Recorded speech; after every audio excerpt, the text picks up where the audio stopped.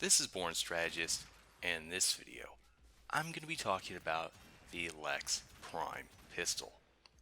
Now, the reason why I decided to talk about this particular weapon is because it's an excellent sidearm, and for those of you that don't have it, you better do whatever the hell you can to go get it. Now, the reason why I'm suggesting this particular pistol to you is because it is known for one shot, one kill potential, and there aren't very many sidearms that are capable of doing that.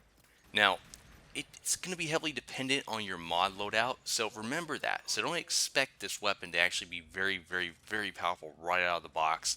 So it's going to take some time, and you're going to have to put some format into it to get at its best one-shot kill potential. Now, how are you going to mod this particular weapon? Well, that's entirely up to you. And it's really up for you to determine simply due to the fact that you have your own unique playstyle, because not everyone's going to play 100% the same. But I will make a couple of suggestions here. Okay.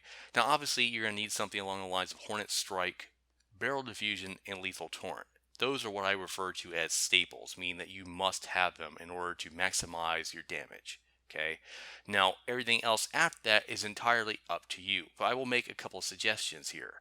Now, I don't really particularly care for slow fire rate weapons, and as a result, I'll go ahead and add Gunslinger, which gives you an additional 72% fire rate. Now, if you combine that with Lethal Torrent's 60%, you get 132% additional fire rate. And the reason for that is so that I can increase my fire rate so that I have a better time to kill in close range situations. Now, having an increased fire rate will, cause your accuracy to suffer at longer ranges simply due to the fact that you're spamming the trigger, and as a result, your muzzle is going to rise. As a result, you're probably going to miss your target. So remember, it's better utilized in close range situations, so only spam when you have to. Now on top of that, I'm going to go ahead and add Steady Hands, which reduces your recoil by 60%. And for that very reason, it's a good option, especially when you're pairing it with Gunslinger and Lethal Torrent.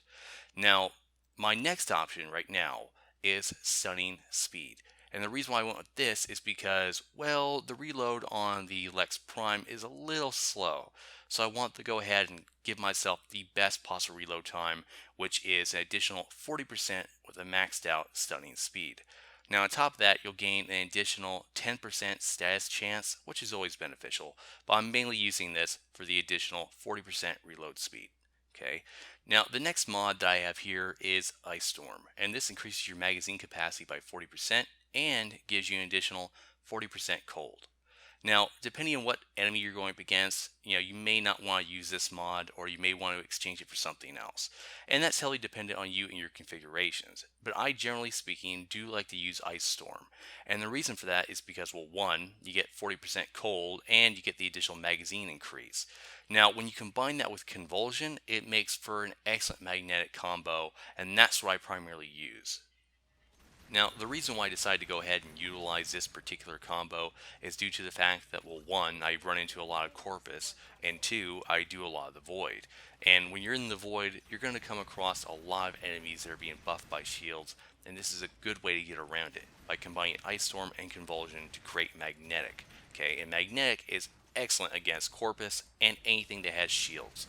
Now, on top of that, the Lex Prime does have a great deal of puncture, which means it's going to be able to eat through armor pretty quickly, meaning it's going to puncture through armor a lot faster than some other low puncture weapons.